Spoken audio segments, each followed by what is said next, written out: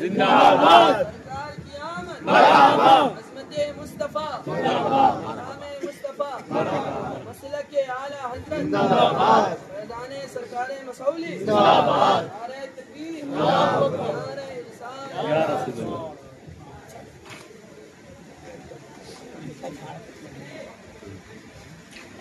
منبر رسول پر جلوہ فرما موقر بنائے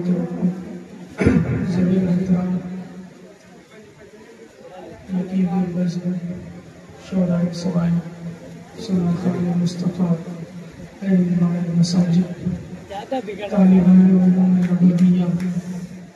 پیش نظر معزز محترم محتشم مکرم معزز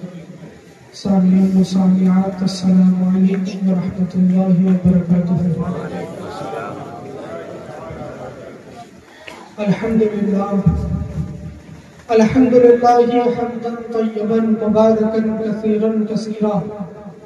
نور لک النور وبک النور ومنک النور نور نور نور علی نور وعلى آله وصحابه وأزواجه وذرياته وأولياء أمته أجمعين أما بعد أعوذ بالله من الشيطان الرجيم بسم الله الرحمن الرحيم قد جاءكم من الله نور صدق الله قال الله تبارك وتعالى في شأن حبيبه الكريم إن الله وملائكته يصلون على النبي يا أيها الذين آمنوا صلوا عليه وسلموا تسليما اللهم صل على سيدنا شفيعنا حبيبنا مولانا محمد وبارك وسلم صلاة وسلام عليك يا رسول الله صلى الله تعالى عليه وسلم الحمد لله منشئ الخلق من عدم ثم الصلاة على المختار في القدم يا رب بالمصطفى بلغ مقاصدنا واغفر لنا ما مضى على واسع الكرم۔ اعلیٰ حضرت عظیم البرکت مجدد دین و ملت الشاہ امام احمد رضا خان فاضل بریلوی علیہ رحمت و رضوان ارشاد فرماتے ہیں واہ کیا جود و کرم ہے شہ فتح تیرا، نہیں سنتا ہی نہیں ماننے والا تیرا، دھارے چلتے ہیں عطا کے وہ ہے قطرہ تیرا، تارے کھلتے ہیں سخا کے وہ ہے ذرہ تیرا، فیض ہے یا شہ تسلیم نرالا تیرا،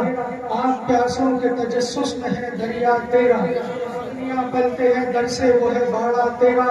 اسپیا چلتے ہیں سر سے وہ ہے رستہ تیرا، اور آسمان خوان زمین خوان زمانہ مہمان صاحب خانہ لقب کس کا ہے تیرا تیرا،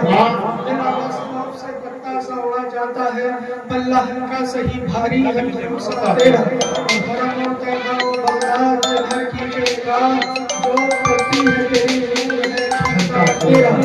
تیری سرکار میں لاتا ہے رضا اس کو شفیع جو میرا دوست ہے اور لاڈلا بیٹا تیرا۔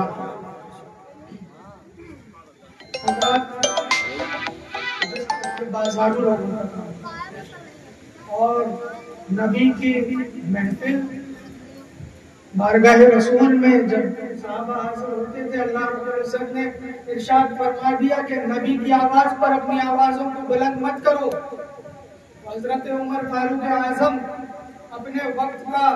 وہ سکندر جس کے آنے سے شیطان اپنا راستہ بدل دیتا ہے، جب وہ حضور کی بارگاہ میں حاضر ہوتے تھے تو اپنے منہ میں کنکریوں کو رکھ لیا کرتے تھے کہ کہیں ہماری آواز حضور کی آواز پر بلند نہ ہو جائے۔ تو یہ حضور کی بارگاہ کا ادب جو ہمیں اور آپ کو بتانا ہے، تو اسی طریقے سے سنجیدہ محفلیں اچھی لگتی ہیں۔ اب رہی نعت پڑھنے کی بات تو ماشاءاللہ قاری صاحب قبلہ کے پاس آواز بھی ہے، لہر بھی ہے، ترنم بھی ہے، طرز بھی ہے، اور ہمارے خاندان کے قریب سے بھی کبھی ترنم نہیں ہو سکتا۔ تو دو تین شعر بس میں پڑھتا ہوں، چھوٹے چھوٹے شعر ہیں اسی لیے صرف اسٹیج والوں کے لیے پڑھتا ہوں، بڑے شعر ہوتے تو آپ تک پیش کرتا ہوں۔ خاص توجہ چاہتا ہوں آپ حضرات کی۔ جان عالم شافع ہے روزے جزا کو دیکھ کر، جان عالم شافع ہے روزے جزا کو دیکھ کر، وجد میں ہے اہل محشر مصطفیٰ کو دیکھ کر، جان عالم شافع روزے جزا کو وجد میں ہے اہل محشر مصطفیٰ کو سرخ دھاری دار چادر زیب تن جو ہی کیا چاند بھی شرما گیا جان عالم شافع روزے جزا وجد میں ہے اہل محشر مصطفیٰ کو دیکھ کر سرخ دھاری دار چادر زیب تن جو ہی کیا چاند بھی شرما گیا بدر الدجا کو چاند بھی شرما گیا بدر الدجا کو دیکھ کر. اور یہ جو شعر ہے اس میں ایک وظیفہ ہے جو ہم نے خود ذاتی طور پر کیا ہے. اور جب پڑھنے کے لیے پہلے دن مدرسے میں گئے تو چونکہ جس مدرسے میں ہم پڑھے ہمارے والد صاحب اس مدرسے کے ناظم اعلیٰ تو پہلے دن بلا کر کے درس نظامی کی کتابیں ہم کو بعد میں دی پھر بعد میں سمجھایا گیا مساطب کے پیچوں میں ہم کو آشنا کروایا گیا لیکن پہلے بلا کر کے ایک کتابچہ دیا اور اس میں ایک وظیفہ لکھا ہوا تھا اور کہا کہ بیٹا جب کسی مشکل یا پریشانی میں پڑھا کرو تو اس وظیفے کو یاد کر لو اور تم کو یہی جو ہے پریشانی سے نکالے گا اور یہی تم کو پڑھنا ہے. تو وہ وظیفہ جو ہے وہ ان دو مصروں میں خاص توجہ کا طالب ہو. جان عالم شافع روزے جزا کو دیکھ کر وجد میں ہے اہل محشر مصطفیٰ کو دیکھ کر اور سرخ دھاری دار چادر زیب تن جو ہی کیا چاند بھی شرما گیا بدر الدجا کو دیکھ کر چاند بھی شرما گیا بدر الدجا کو دیکھ کر. اور کس قدر تسکین ملتی تھی نبی کے قلب کو کس قدر تسکین ملتی تھی نبی کے قلب کو کس قدر تسکین ملتی تھی نبی کے قلب کو مرتضیٰ والفاطمہ وابناہما کو دیکھ جان عالم شافع وجد میں ہے اہل محشر. نعرہ تکبیر نعرہ رسالت جشن آمد مصطفیٰ. کس قدر تسکین ملتی تھی نبی کے قلب کو کس قدر تسکین ملتی تھی نبی کے قلب کو مرتضیٰ والفاطمہ وابناہما کو دیکھ کر مرتضیٰ والفاطمہ وابناہما کو دیکھ کر. اور چلتے چلتے یہ منقبت کا شعر بھی سماعت کر لیں کہ مرتضیٰ والفاطمہ وابناہما کو دیکھ کر مرتضیٰ والفاطمہ وابناہما کو دیکھ کر. اور اللہ اللہ جنتی حوروں کو یہ کیا ہو گیا اللہ اللہ جنتی حوروں کو یہ کیا ہو گیا سب نے چہرے ڈھک لیے بھی فاطمہ اللہ اللہ جنتی اللہ اللہ سب نے چہرے ڈھک لیے بھی فاطمہ. جان عالم شافع روزے جزا کو دیکھا وجد میں ہے اہل محشر مصطفیٰ کو دیکھ کر وجد میں ہے اہل محشر مصطفیٰ کو دیکھ کر. حضرات مقرر کی حیثیت سے کسی محفل میں جانے کا سب سے بڑا مقصد یہی ہے کہ آخر میں نمبر آتا ہے جب تک لوگ تھک چکے ہوتے ہیں اور آدمی محفل آئے. جب ہم آئے تھے تب لوگ بھی زیادہ تھے اب کم ہو چکے پہلے پورے 1 کلو تھے اب 500 گرام بچے تو اسی سے ہم کو کام چلانا ہے. جب میں یہاں آیا تو مجھے اشارہ کیا گیا اچھا اتفاق یہ کہ جو بول کر کے آیا اسی کی طرف اشارہ کیا میں کہ میلاد مصطفیٰ کے تعلق سے کیوں منائی جاتی ہے کیوں سجائی جاتی ہے کیوں بسائی جاتی ہے یہ کچھ روشنی ڈالے. تو یہ کچھ باتیں ہیں جو آپ کے گزار کروں گا. سرکار مصطفیٰ صلی اللہ علیہ وسلم کی آمد کے چند مناظر آپ کے سامنے رکھوں گا. اس کے بعد سے تمام میرے آقا صلی اللہ تعالی علیہ وسلم کی میلاد آپ نے یہ محفل سجائی روپے پیسے خرچ کیے لائٹیں لگائی پردار لگایا مائک کو لگایا ہم لوگوں کو بلایا اور اس کے بعد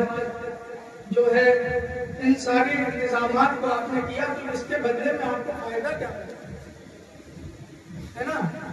ہر چیز دنیا میں فائدے کے لیے کی جاتی ہے. آپ کام کرنے جاتے ہیں تو اس کے بدلے میں اس کے عوض میں آپ کو مزدوری ملتی ہے آپ کچھ پیسے کماتے ہیں. آپ کھانا بھی کھاتے ہیں تو اسی لیے کھاتے ہیں کہ تاکہ آپ کے جسم میں جان آ جائے. آپ سوتے بھی ہیں تو اسی لیے سوتے ہیں تاکہ تر و تازہ ہو کر سوتے. تو ہر کام جو ہے دنیا میں کسی نہ کسی مقصد کے تحت کیا جاتا ہے. تو نبی پاک صلی اللہ علیہ وسلم کی محفل کو کیوں سجایا جاتا ہے کیوں بسایا جاتا ہے تو اس کا جواب یہ بھی لوگ سوال کرتے ہیں کہ حضور کی محفل کو سجاتے ہیں تو کیا کبھی حضور نے بھی اپنی محفل کو سجایا؟ کیا حضور نے بھی کبھی جو ہے اپنی آمد کی خوشی منائی؟ تو اس کا واضح ہے کہ آپ جب سیرہ ستہ کی کتابوں کو اٹھا کر دیکھیں گے تو اس میں ایک بڑی روشن کتاب ہے جس کو مسلم شریف کہتے ہیں. اس کی حدیث ہے، اس میں حضرت قتادہ رضی اللہ تعالیٰ عنہ سے مروی ہے کہ حضور صلی اللہ تعالیٰ علیہ وسلم ہر مہینے کی 12 تاریخ کو اور ہر ہفتے کے پیر شریف کے دن کو روزہ رکھا. حضور سے پوچھا گیا کہ حضور اس دن کیوں روزہ رکھتے ہیں پیر کے دن؟ تو فرمایا کہ یہ وہی دن ہے کہ جس دن میں اس دنیا میں بھیجا گیا، اور یہ وہی دن ہے جس دن مجھ پر پہلی مرتبہ وحی نازل ہوئی. تو اس کی خوشی منانے کے لیے نبی پاک صلی اللہ علیہ وسلم اس کا شکر رب کا ادا کرنے کے لیے حضور پاک صلی اللہ علیہ وسلم ہر پیر کے دن روزہ رکھتے.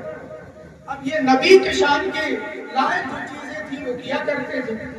آج کل کے لوگ ہوتے تو وہ اپنا جنم دن یا اپنا جنم دیوس جو ہے وہ کیک کاٹ کر کے مناتے، لیکن نبی پاک صلی اللہ علیہ وسلم کی شان ہے کہ وہ اپنے آمد کی خوشی پیر کے دن روزہ رکھتے ہیں. اور حضور صلی اللہ علیہ وسلم کا گزر، میں بتانا جو بات آپ سے چاہ رہا تھا کہ حضور صلی اللہ علیہ وسلم کا گزر مدینے کی گلیوں سے ہو رہا ہے. ساتھ میں حضرت ابو دردہ رضی اللہ تعالیٰ عنہ تھے. حضور کا گزر ایک انصاری صحابی کے گھر کے قریب سے ہوا، نام ہے حضرت عامر انصاری. تو حضور نے ان کے گھر کے اندر سے کچھ آواز آتی ہوئی سنی. ایسا لگ رہا ہے کہ کوئی کچھ بول رہا ہے، کچھ کہہ رہا ہے، کوئی آواز کہہ رہا ہے، کوئی تقریر کر رہا ہے. حضور صلی اللہ علیہ وسلم وہیں ٹھہر گئے، ٹھہر کر کے سننے لگے. تھوڑی دیر سننے کے بعد حضور آگے بڑھے اور ان کے دروازے پر دستک دی. حضرت عامر انصاری نکل کر کے باہر دیکھا تو سامنے دونوں عالم کے مالک و مختار جناب محمد رسول اللہ صلی اللہ علیہ وسلم بذات خود موجود. جب دیکھا تو حضور صلی اللہ علیہ وسلم نے سامنے سے ہی سوال کیا، کہا عامر کیا کر رہے ہو؟ کہا کہ حضور میں اپنی بیوی کو، اپنے بچوں کو، اپنے آس پڑوس کے لوگوں کو، اپنے رشتہ داروں کو بٹھا کر کے آپ کا میلاد سنا رہا تھا. نبی پاک صلی اللہ علیہ وسلم کیسے پیدا ہوئے، حضور کے آنے کے بعد دنیا کا رنگ کس طریقے سے بدلا، حضور میرے آقا کس طرح چلتے ہیں، حضور کے بولنے کا انداز کیا ہے، رفتار کیا ہے، کردار کیا ہے، گفتار کیا ہے، یہ میں اپنے بچوں کو سکھا رہا تھا، بتا رہا تھا. تو جب نبی پاک صلی اللہ علیہ وسلم نے سنا تو سن کر کے مسکرانے لگے اور کہا کہ عامر تم نے ایسا کام کیا ہے کہ جس کو سن کر کے، جس کو دیکھ کر کے تمہارے اس عمل سے خوش ہو کر کے اللہ رب العزت نے تمہارے لیے اور تمہارے گھر والوں کے لیے رحمت کے دروازوں کو کھول دیا ہے، اور ساتھ ہی ساتھ اللہ کے فرشتے تمہارے اور تمہارے گھر والوں کے لیے مغفرت کی دعائیں کی. جب حضرت عامر انصاری نے سنا تو اور کوئی ہوتا تو شاید سن کر کے چپ ہو جاتا اور خوش ہو جاتا، لیکن وہ سامنے بھی جو موجود تھے وہ صحابی تھے، اتنے ہی پر اتفاق نہیں کیا بلکہ کہا کہ یا رسول اللہ، اللہ رب العزت نے تو میرے لیے رحمت کے دروازے کھول دیے، فرشتے تو میرے لیے مغفرت کی دعائیں کرتے ہیں، لیکن کیا آپ بھی خوش ہوئے یا نہیں؟ تو سرکار علیہ الصلوۃ والتسلیم مسکرانے لگے اور کہنے لگے عامر اللہ رب العزت نے تمہارے لیے رحمت کے دروازوں کو کھول دیا ہے، فرشتے تمہارے لیے مغفرت کی دعائیں کرتے ہیں، اور میں تم سے وعدہ کرتا ہوں کہ جو عمل تم نے کیا ہے قیامت تک کوئی بھی میرا امتی اس عمل کو کرتا رہے گا، میں اس کی مغفرت کرتا رہوں گا، اور بروز قیامت میں اس وقت تک جنت میں داخل نہیں ہوں گا جب تک اپنے اس غلام کو جنت میں ساتھ کروں. اور یار ثبوت دینے کی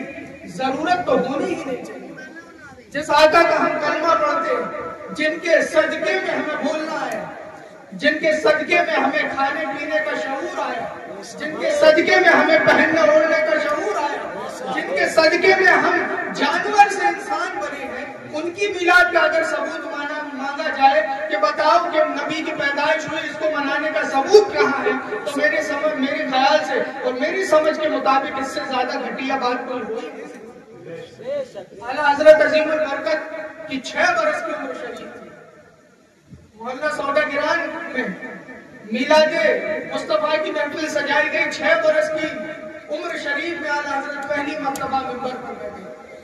ممبر پر بیٹھنے کے بعد ہم اور آپ سامنے موجود نہیں تھے، ایسے ایسے علماء سامنے موجود تھے کہ شاید الگ الگ دور میں آتے تو وہ سب کے سب مجدد ہوتے۔ ایسے علماء کے سامنے تقریر کی، اور اس تقریر کا دورانیہ ڈیوریشن 2 گھنٹے تھا۔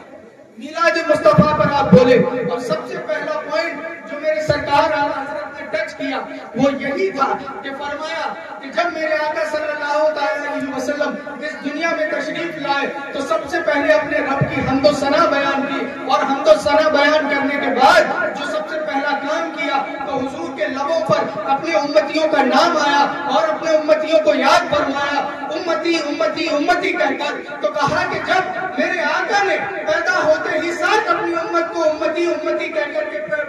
یاد کیا، تو جب ربیع الاول کا مہینہ آتا ہے تو کیوں نہ ان کا غلام ان کو نبی نبی کہہ کر کے کہا کہ ہم نمک حلال ہیں، نمک حرام نہیں ہے۔ میرے آقا نے ہم غلاموں کو امتی امتی کہہ کر کے یاد کیا ہے، تو ہم نمک حلال ہونے کا ثبوت پیش کرتے ہوئے اپنے نبی کو نبی نبی کہہ کر کے یہ ہمارے آقا کی یہ جو کینوس ہے نا میلاد کا، یہ بہت وسیع ہے۔ اس کے میں نقطے نکالتا جاؤں اور آپ کے سامنے پیش کرتا جاؤں تو بات یہی تمام ہوتی ہے، لیکن ہم کو تھوڑے سے وقت میں اپنی بات کو سمیٹ کر کے آپ کو محظوظ بھی کرنا ہے، تاکہ میلاد مصطفیٰ کی جو محفل آپ نے بچائی اور بسائی ہے اس کا بھی آپ کو بھرپور فائدہ حاصل۔ نبی پاک صلی اللہ علیہ وسلم جب دنیا میں تشریف لائے تو لوگ یہ کہتے ہیں کہ اللہ نے اپنے محبوب کو سب سے آخر میں بھیجا، گویا کہ سب سے آخر میں پیدا کرنا ہے، حالانکہ ایسا نہیں۔ جس آیت کریمہ کو میں نے تلاوت کرنے کا شرف حاصل کیا، اللہ رب العزت قرآن مقدس میں ارشاد فرماتا ہے قد جاءکم من اللہ نور۔ اس کی تفسیر کے ساتھ روح البیان لکھتے ہیں اولا مخلوق لما خلقه اللہ شاہد بوحدانیت الحق وشاہد بما اخرج من العدم الى الوجود، کہ اللہ رب العزت نے جب اس کائنات کو بنانا چاہا، جب اپنی مخلوق کو تخلیق دینا چاہا تو سب سے پہلے اپنے نور سے، نور محمد صلی اللہ علیہ وسلم کو پیدا کیا، پھر اس نور سے کائنات کی ہر چیز کو بنایا گیا۔ سارے انبیاء اسی نور سے پیدا کیے گئے، سارے مرسلین، عرش اعظم، ساتوں آسمان، زمین کے ساتوں طبق، دنیا میں جتنی ہریالی، جتنی خوبصورتی آپ دیکھتے ہیں سب کچھ اسی نور کا صدقہ ہے۔ اور پھر ساری دنیا کو سجانے کے بعد جب دنیا مکمل طور سے تیار ہو گئی، سارے انبیاء کو بھیجا، انبیاء کرام آتے رہے، اللہ کی وحدانیت کا اعلان کرتے رہے، لوگوں تک تبلیغ کی دعوت دیتے رہے، سارے انبیاء آ کے جاتے رہے، مرسلین آئے گئے، کتاب آئے گئے، شریعتیں آئے بدلتی رہی، اور پھر جب ایک وقت ایسا آیا کہ پورے عالم میں تاریکی چھا گئی۔ عرب کا وہ بنجر میدان تھا جہاں پر بیٹیوں کو پیدا ہوتے ہی ساتھ زندہ گاڑا جانے لگا، جہاں شراب نوشی اتنی عام ہو گئی کہ لوگ پانی سے زیادہ شراب کا استعمال کرنے لگے، جہاں لوگوں کے گھروں کے باہر شراب کی نالیاں بہنے لگی، جہاں لوگ اپنی سگی ماؤں سے اپنے باپ کے مر جانے کے بعد نکاح کرنے لگے، یہاں ملک ہندوستان میں شوہر کے مر جانے کے بعد بیوی کو ستی کرنے کا حکم دیا گیا کہ یا تو تم ایک کالی کوٹری میں ہمیشہ کے لیے بند ہو جاؤ یا پھر اپنے شوہر کے ساتھ اسی کی چتا کے ساتھ جل کر کے راکھ ہو جاؤ۔ پوری دنیا میں ایسا ماحول چھایا، یہ یورپ جہاں پوری دنیا جس کی آج مثالیں پیش کرتی ہے، اس یورپ کا حال یہ تھا کہ رقص بسمل کی محفل سجائی جاتی تھی، جہاں پورے شہر کے لوگ اکٹھا کیے جاتے تھے، پھر کسی ایک شخص کو اتنی شراب پلائی جاتی تھی، اتنی شراب پلائی جاتی تھی کہ وہ اپنا ہوش کھو بیٹھتا تھا، ہوش باختہ ہو جاتا تھا، اور ہوش کھونے کے بعد وہ رقص کرنے لگتا تھا، گھومنے لگتا تھا، اور جب وہ پورا مست ہو جاتا، جب اپنا ہوش کھو بیٹھتا تو گھومتے گھومتے اس کی گردن کو تلوار سے مار دیا جاتا تھا، تو اس کی گردن ایک طرف جا کر کے گرتی تھی، دھڑ دوسری طرف جا کر کے گرتا تھا، اور کافی دیر تک وہ دھڑ اسی طرح ناچتا رہتا تھا۔ یہ حیوانیت لوگوں میں پھیل چکی تھی، اور جس یورپ کی آج آپ اور ہم مثالیں دیتے ہیں، پوری دنیا جس کا لوہا مانتی ہے، ان کا حال یہ تھا کہ 6 مہینے تک بلکہ ایک سال سال تک وہ لوگ نہاتے نہیں تھے اور ان کی جسموں سے اتنی بدبو آنے لگتی تھی کہ وہ اپنے ایک دوسرے کی بدبو کو سون سون کر کے بے ہوش ہو جاتے تھے، بعض صورتوں میں مر جاتے تھے، اتنی گندگی اس دنیا میں پھیلی ہوئی تھی، شراب نوشی عام ہو چکی تھی، زناکاری عام ہو چکی تھی، چوری چکاری کو کوئی گناہ نہیں سمجھتا تھا، ظلم و بربریت کے بادل تمام عالم میں چھائے ہوئے تھے، ایسے عالم میں جہاں پر کوئی کسی کا سننے والا نہیں تھا، کوئی کسی کا حامی و ناصر نہیں تھا، کوئی کسی کا مددگار نہیں تھا، وہاں 12 ربیع الاول کو صبح و صادق کے وقت مکہ مکرمہ میں آمنہ بی کے گھر میں اللہ رب العزت نے اپنے محبوب کو پیدا کیا اور ایسی حالت میں پیدا کیا کہ آسمان روشن ہو گیا، زمین روشن ہو گئی، پیڑ پودے جو سوکھ گئے تھے، قحط سالی پڑی ہوئی تھی، وہ پہلے کی طرح لہلہانے لگے، جو جانور دودھ دینا بند کر چکے تھے ان جانوروں کے تھن تھن سے دودھ سے بھر جاتے، سڑکیں خشک ہو چکی تھی وہ خوشبو سے معطر ہو جاتی ہیں، اور 12 ربیع النور کے دن میرے آقا و مولا جناب محمد رسول اللہ صلی اللہ علیہ وسلم اس خاکدان گیتی پر تشریف لاتے ہیں اور قدم رکھتے ہی مکہ کا حال یہ ہو جاتا ہے کہ جو ریگستان تھا وہ لالازار بن جاتا ہے، جو سوکھا پڑا تھا وہ نبی کی آمد کی رحمتوں کی بارش سے جو ہے بھیگ کر کے تر ہو جاتا ہے، نبی کی آمد کی برکتوں سے ایسی جھما جھم بارش ہوتی ہے کہ سارا ماحول جو ہے وہ سرسبز و شاداب ہو جاتا ہے اور پورے عالم میں مسکراہٹ کی لہر پھوٹ جاتی ہے۔ میرے آقا صلی اللہ علیہ وسلم نبی آخر الزمان دنیا میں تشریف لاتے ہیں، اپنے رب کی حمد و ثنا بیان کرتے ہیں، پھر سجدے میں تشریف لے جاتے ہیں اور اپنی امت کو امتی امتی کہہ کر کے یاد کرتے ہیں، گویا کہ پیغام دے رہے ہیں، اے بیٹیوں گھبراؤ نہیں، تم کو انصاف دلانے والا آ گیا، اے بیواؤں تم لوگ گھبراؤ نہیں، تمہیں انصاف دلانے والا آ گیا، اے غریبوں تم گھبراؤ نہیں، تمہارے ہاتھ کو تھام کر کے چلنے والا آ گیا، اے فقیروں تم گھبراؤ نہیں، تم کو تمہارا انصاف دلانے والا آ گیا۔ اب کائنات میں ایک ہی سکہ چلے گا اور وہ سکہ ہوگا تو جناب محمد رسول اللہ کی شریعت کا سکہ۔ نعرہ تکبیر، نعرہ جشن آمد مصطفیٰ، عظمت مصطفیٰ، مسلک اعلیٰ حضرت علماء اہل سنت۔ اچھا، حضور کی ولادت بھی کتنی نفیس ہے۔ آپ نے اکثر یہ غور و فکر کیا ہو شاید کہ آپ کو اپنی ولادت کی تاریخ معلوم ہوگی کہ اتنی تاریخ کو میں پیدا ہوا، سن دن معلوم ہوگا کس دن پیدا ہوئے تھے، مہینہ معلوم ہوگا کس مہینے میں پیدا ہوئے تھے، سن معلوم ہوگا کہ کس سن میں پیدا ہوئے تھے، زیادہ سے زیادہ آپ کو وقت معلوم ہوگا کہ اتنے بج کر اتنے منٹ پر ہم پیدا ہوئے تھے، وہ بھی آپ کے ماں باپ نے، آپ کے بڑے بھائی بہنوں نے، آپ کے رشتے داروں نے آپ کو بتایا۔ اس کے علاوہ دنیا کا کوئی کتنا ہی بڑا شخص ہو، چاہے کتنا بھی بڑا اسٹار ہو، کتنا بھی بڑا نیتا ہو، کتنا بھی بڑا بزنس مین ہو، اس کی ولادت کی کوئی خبر نہیں ہوتی کہ وہ کیسے پیدا ہوا، جب وہ پیدا ہوا تو اس کی ماں کتنی تڑپ رہی تھی، بچہ کتنا رو رہا تھا، اس کی پیدائش کے وقت اس کمرے میں کتنے لوگ موجود تھے، یہ ساری باتیں بتائی جاتی ہیں؟ نہیں بتائی جاتی۔ آپ کو زیادہ سے زیادہ اپنی ولادت کی، اپنی پیدائش کی تاریخ معلوم ہوگی، سن معلوم ہوگا، دن معلوم ہوگا، وقت معلوم ہوگا۔ اس کے علاوہ ولادت کے وقت صورتحال کیا تھی وہ کسی کو نہیں معلوم ہوتا۔ کیوں نہیں معلوم ہوتا؟ کیونکہ یہ کوئی بتانے والی نفیس چیز نہیں ہوتی۔ انسان جو ہے جیسا کہ اللہ رب العزت نے فرمایا کہ ایک ناپاک لوتھڑے سے پیدا کیا ہے نا، ایک ناپاک لوتھڑے سے انسان پیدا کیا گیا، تو جب ولادت کا جو وقت ہوتا ہے وہ اتنا نفیس نہیں ہوتا کہ اس کو لوگوں کے سامنے بیان کیا جائے، خوشی کا اظہار کیا جائے، لیکن قربان جاؤ میرے آقا پر، جب سے آپ حضرت عبداللہ کی پشت سے نکل کر کے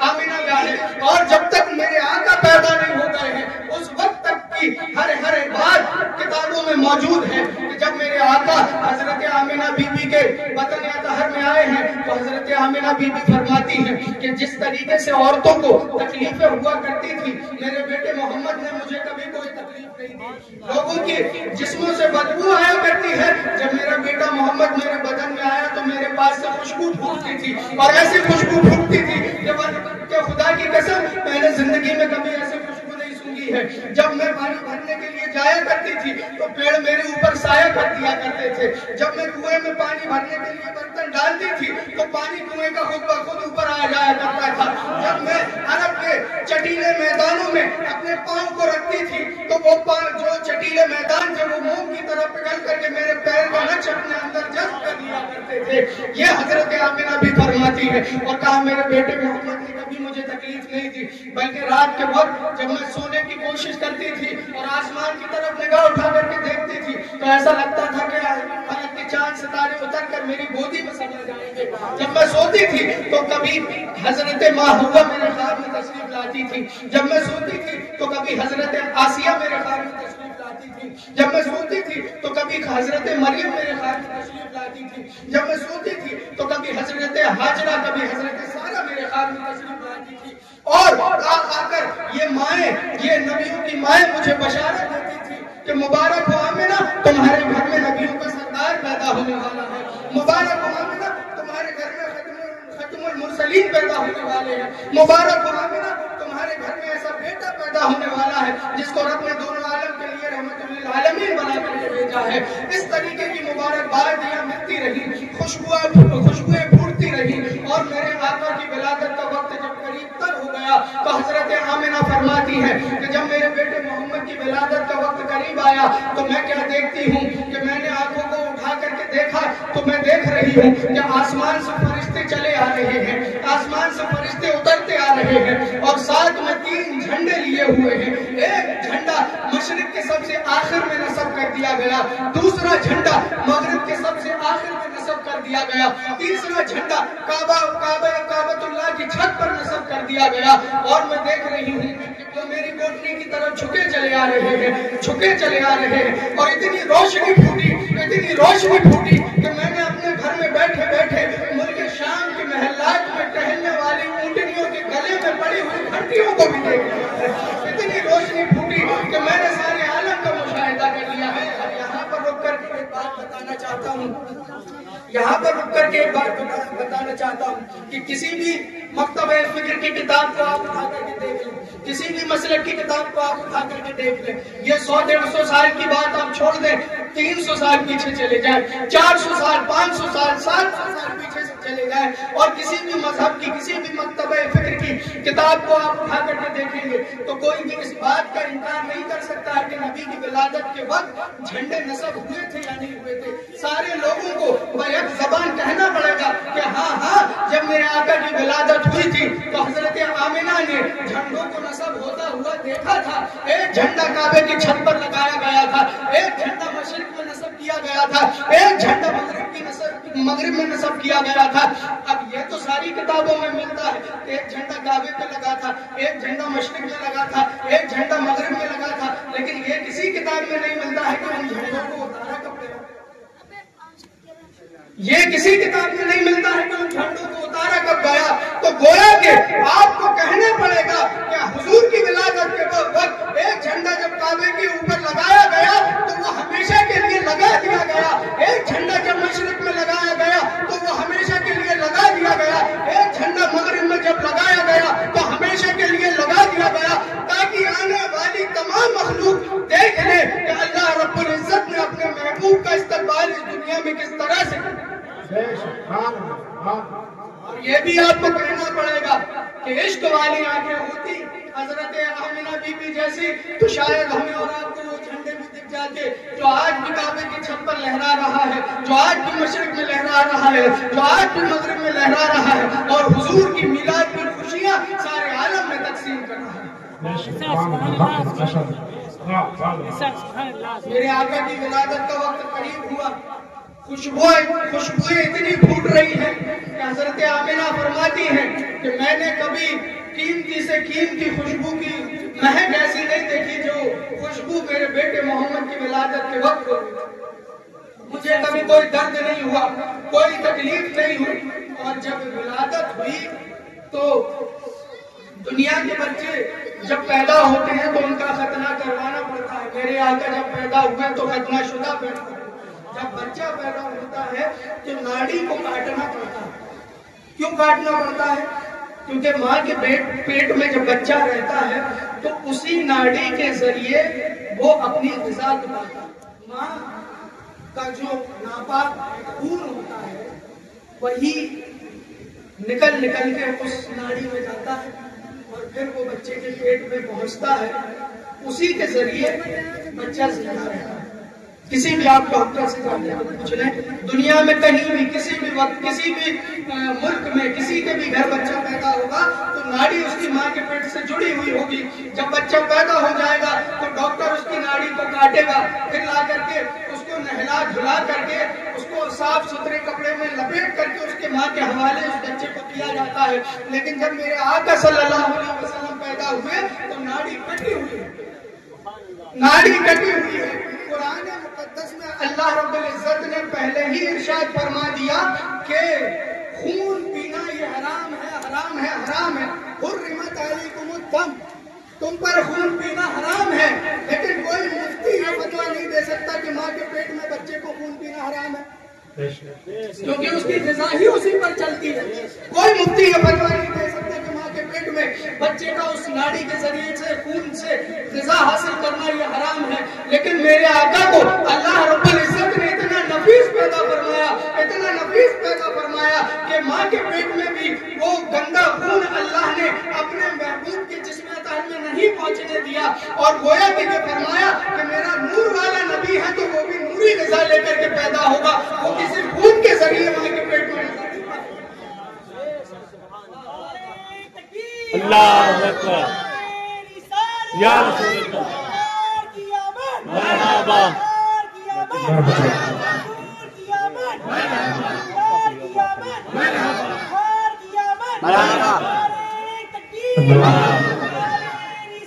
یا رسول اللہ۔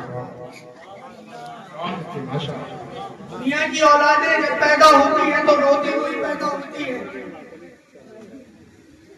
کیوں روتی ہے؟ کیونکہ جیسے ہی وہ پیدا ہوتے ہیں تو شیطان، حدیث شریف میں آتا ہے کہ شیطان جو ہے وہ ان کو ٹوچنا لیتا ہے، جس کے درد کی وجہ سے بچے رونے لگتے ہیں۔ لیکن جب میرے آقا صلی اللہ علیہ وسلم پیدا ہوئے تو مسکراتے ہوئے پیدا ہوئے۔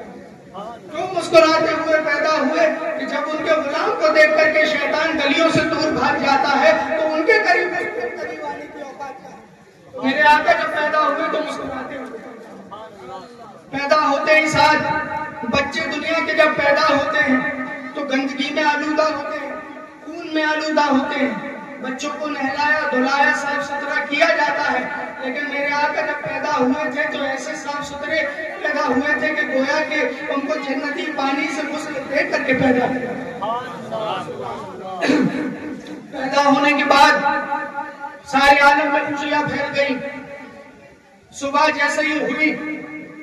اچھا صبح صادق کے وقت میرے آقا تشریف لائے۔ اس پر بھی یہ سوال ہے اٹھ سکتا ہے کہ حضور جب تشریف لائے تو رات میں کیوں نہیں تشریف لائے، یا دن کے اجالے میں کیوں تشریف نہیں لائے، صبح صادق کے وقت ہی کیوں تشریف لائے؟ تو اس کا جواب یہ ہے کہ میرے آقا رحمت للعالمین آپ کسی کا بھی حق نہیں مانتے ہیں، سب کو برابر تقسیم کرتے ہیں۔ اسی لیے میرے آقا صبح صادق کے وقت تشریف لائے ہیں کہ رات جاتے جاتے حضور کا دیدار کر لے اور دن آتے آتے میرے آقا کا دیدار۔ میرے آقا تشریف لائے، فجر کے بعد کا وقت جب روشنی پھیلی تو سارے لوگ اپنے گھروں سے نکل کر کے آئے اور کہنے لگے کہ یار آج کی صبح تو بڑی عجیب صبح ہے، آج کی صبح میں چمک ہی الگ دکھائی دے رہی ہے، چاروں طرف سے خوشبوئیں پھوٹ رہی ہیں۔ ہمارے یہاں جہاں قحط سالی پڑی ہوئی تھی، لوگوں کو پینے کا پانی بھی میسر نہیں ہے، وہاں پر دیکھ رہے ہیں ہم کہ درخت جو ہے وہ لالہزار و شاداب نظر آ رہے ہیں۔ ہمارے کوئی کہہ رہا ہے ہمارے جانوروں کے تھن دودھ سے سوکھ چکے تھے، لیکن صبح جا کر کے میں نے اپنے جانوروں کا جائزہ لیا تو ان کے تھن جو ہے وہ دودھ سے بھرے ہوئے نظر آ رہے ہیں۔ کوئی کہہ رہا ہے کہ میں نے کل رات کو دیکھا تو میرے جسم میں بڑی تکلیف تھی، میرے پاس بیماریاں بہت تھی، لیکن صبح اٹھا ہوں تو ایسا محسوس ہو رہا ہے کہ مجھے کبھی کوئی بیماری ہوئی نہیں تھی۔ وہ سب کہہ رہے ہیں کہ ایسا کل رات میں کیا ہوا ہے کہ پوری ہوا فضا ہی بدل گئی، پوری کائنات کا نقشہ ہی بدل گیا کہ اتنی ہی دیر میں حضرت عبد المطلب اپنے پوتے کو جناب محمد رسول اللہ اللہ کو اپنے شہزادے کو اپنی گود میں سجا کر کے لوگوں کے بیچ لے کر کے آ رہے ہیں اور لے کر جاتے ہیں تو سیدھا کعبۃ اللہ کے اندر داخل ہوتے ہیں. جب کعبۃ اللہ کے اندر داخل ہوتے ہیں تو کفار قریش دیکھتے ہیں کہ جو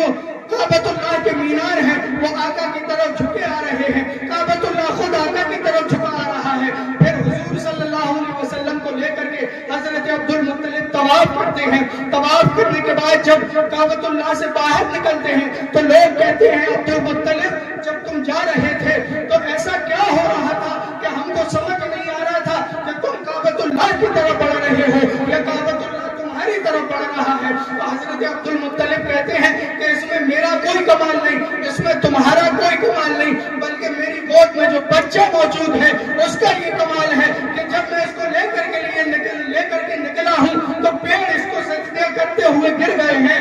کعبے کی میناری اس کو سجدہ کرتے ہوئے گر گئی ہے اور خود کعبۃ اللہ قریب کھسک کر کے میرے پاس.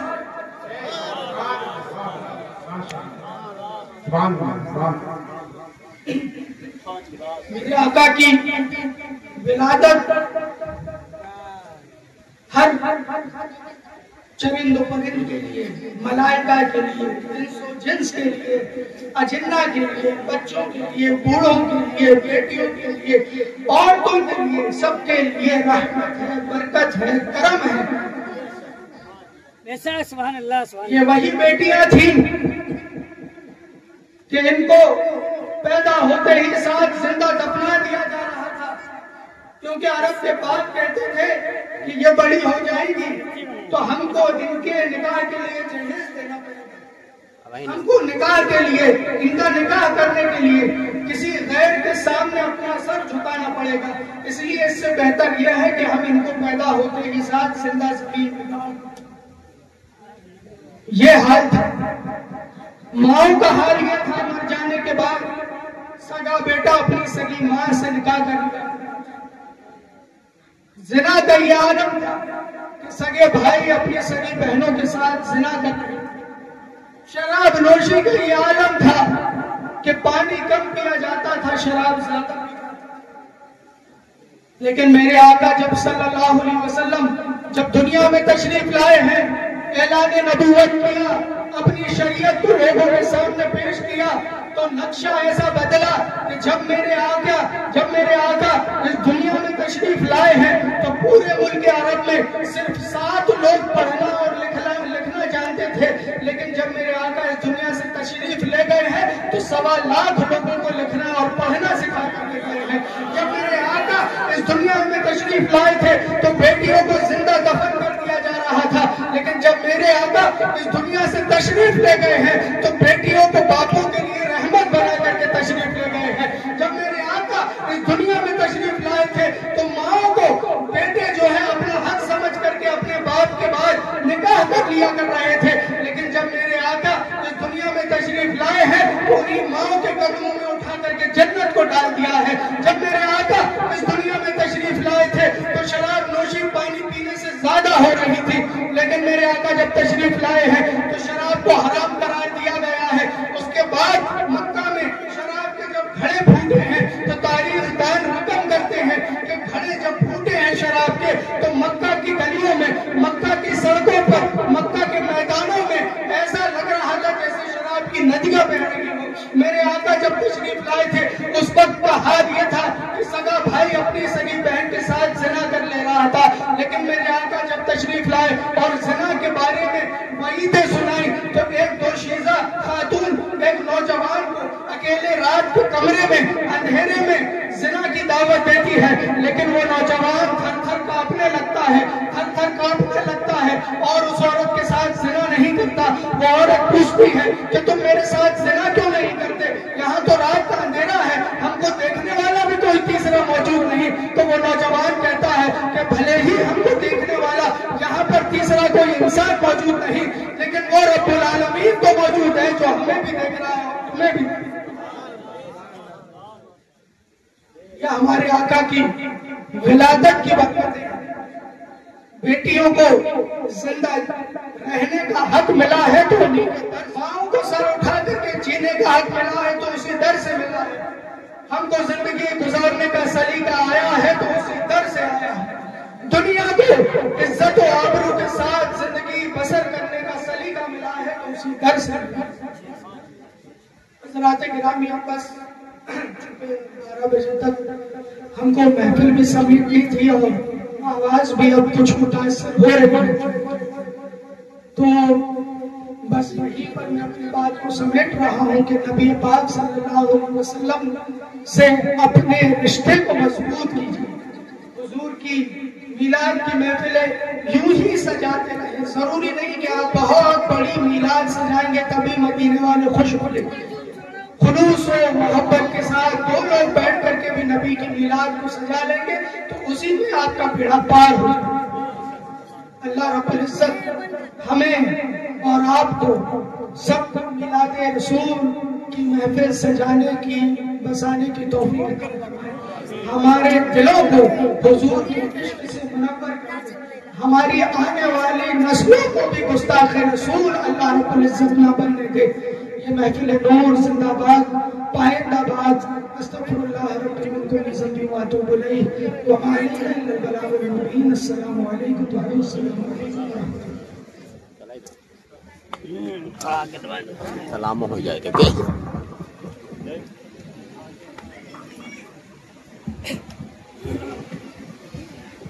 مصطفیٰ جمدی رحمت پیدا کو سلام شمع بز میں